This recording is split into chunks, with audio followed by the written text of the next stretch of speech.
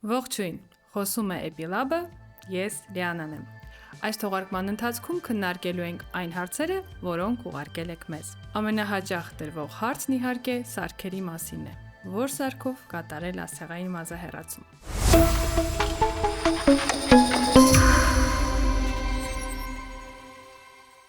Ասեղային մազահեռացումը Հայաստանում գոյություն ունի տասնյակ տարիներ, բայց մոտ մի քանի տարի առաջ այն չուներ այնպիսի համբավ, ինչպես այսօր։ Դրա պատճառների մասին մենք խոսել ենք մեր թողարկումներից մեկում։ Հայաստանում ասեղային մազահեռացման զարգացման վերջին 5-6 տարվա շրջանը սկսել է ծառայության կազմակերպման պրոֆեսիոնալ մոտեցմամբ, որը ենթադրում էր նաև պրոֆեսիոնալ սարքերի օգտագործում եւ բնականաբար դրանց առավելությունների շեշտադրում, մասնավորապես պրոցեդուրան հաճախորդի համար հնարավորինս անցավ անցկացնելու հնարավորություն։ Ընդ որում, այդ սարքը մեկը չէ,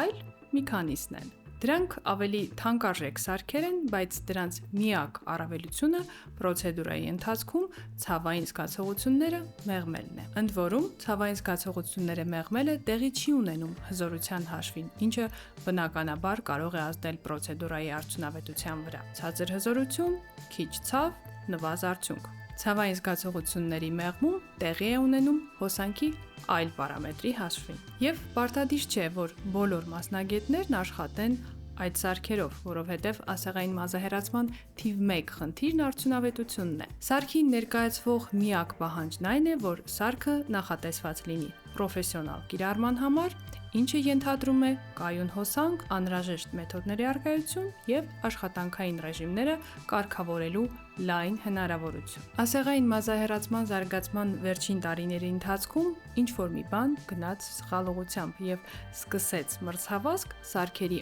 անունների եւ դրանց գոյություն ունեցող եւ չունեցող առավելությունների։ Մենք ականատես ենք լինում ընդհուպ մինչև մեր աչքի առաջ ստեղծվող, զարգացող եւ ռեբրենդինգ լինող սարքերի գոյություն չունեցող առավելություններով։ Ինչպես հասկանում ենք, այս ամենի դեմն առնելն անհնար է։ Մնում է միայն խոսել այս խնդիրների մասին նույնքան ինտենսիվ, որ տարածվում է այդ արատավոր երևույթը։ Մենք խոսում ենք մասնավորապես ասեղային մազահեռացման մասին, բայց նման խնդիր կա նաև լուսային մազահեռացման ոլորտի ծառայությունների եւ ընդհանրապես գեղեցկության ոլորտի ծառայությունների մատուցման։ Այսինքն դրանք հիմնված են միայն սարքերի անունների վրա, շատ գովազդվող սարքերի անունների վրա եւ մասնագետի պրոֆեսիոնալիզմը մղվում է երկրորդ պլան։ Այս խնդիրն ակտուալ է եւ դեռ երկար ժամանակ կշարունակի այդպիսին մնալ։ Եվ այս հաղորդաշարի հիմնական նպատակը նման խնդիրների բարձրաձայնումն է եւ անընդհատ քննարկումը,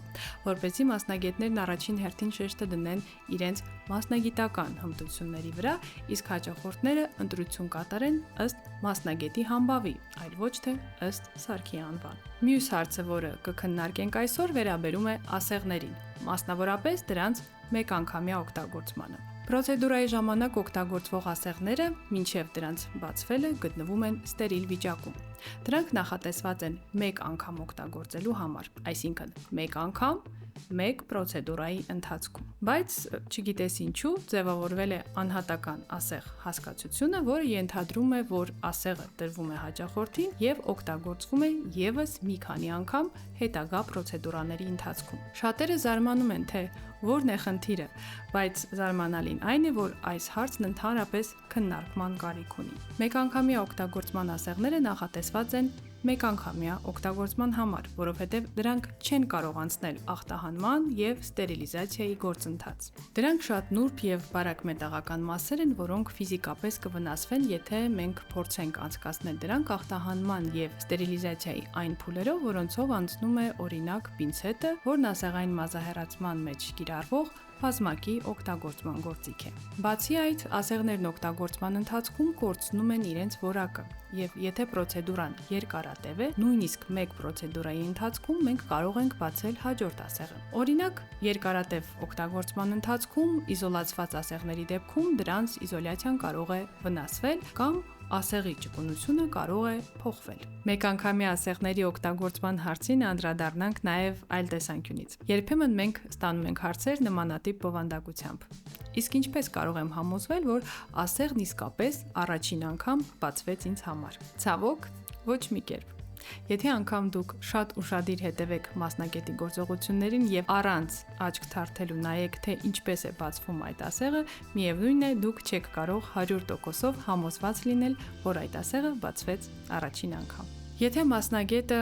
կոպիտ կհնչի, բայց ունի ձեզ խաբելու մտադրություն, ապա դուք որևէ կերպ չեք կարող վերահսկել ոչ ասեղի բացման, ոչ գործիքների ստերիլիզացիայի գործընթացը, ոչ ընդհանրապես պրոցեդուրայի անցկացման որակը։ Լավ, իսկ ինչ անել։ Չօգտվել որևէ ծառայությունից։ Ինչպես գտնել վստահելի մասնագետ։ Մինչև մասնագետին կամ կենտրոնն ընտրելը մանրամասն ուսումնասիրեք, հավաքեք արձագանքներ, զրուցեք մասնագետի հետ։ Մասնագետի հետ զրույցի ընթացքում տվեք ձեզ հետաքրքրող հարցերը։ Իհարկե դուք չեք կարող քննել եւ մասնագիտական վերլուծություն տալ մասնագետի գիտելիքների եւ պրոֆեսիոնալության մակարդակի վերաբերյալ, եթե ինքներդ մասնագետ չեք, բայց զրույցի ընթացքում արդեն կստանաք ընդհանուր տպավորություն մասնագետի պրոֆեսիոնալության եւ ամենակարևորը բարեխղճության մասին։ Հետևեք Էպիլաբի շարքին, եթե ցանկանում եք ավելացնել ձեր գիտելիքներն ընդմիշտ մազահեռացման մասին, եթե մտածում եք մազահեռացմամբ զբաղվելու մասին կամ պարզապես հետաքրքրված հաճախորդ եք եւ ուզում եք իմանալ ավելին ընդմիշտ մազահեռացման մասին։ Կհանդիպենք Էպիլաբի խոսափողի մոտ։